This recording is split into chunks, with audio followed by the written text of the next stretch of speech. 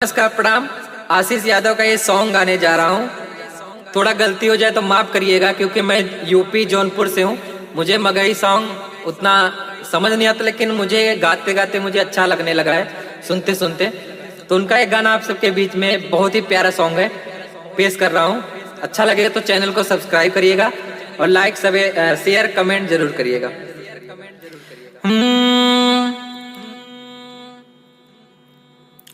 किया खरी मोर आर मनवा, तू एक बेरी बात कर लगे। किया खरी मोर आर मनवा, तू एक बेरी बात कर लगे।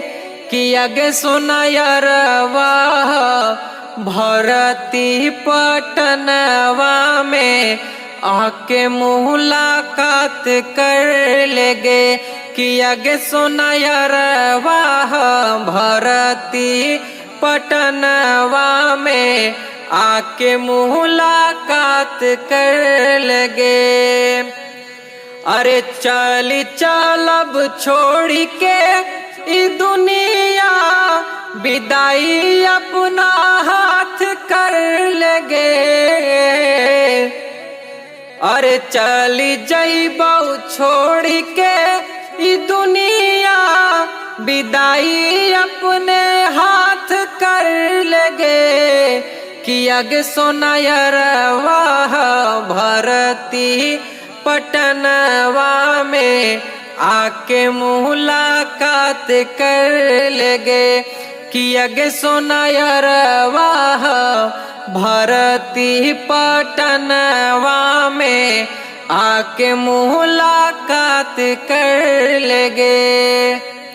बहुत बहुत धन्यवाद दोस्तों। ये मेरा नया स्टूडियो खुला हुआ है, ठीक है, और ये सूरत में है, डिंडोली उधना में, ठीक है।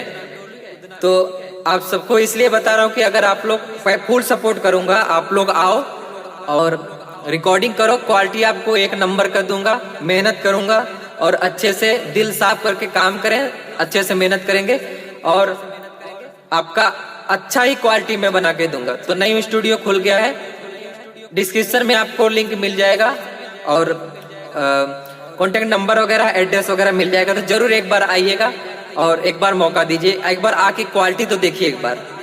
चलिए मिलता हूँ एक नए वीडियो के साथ।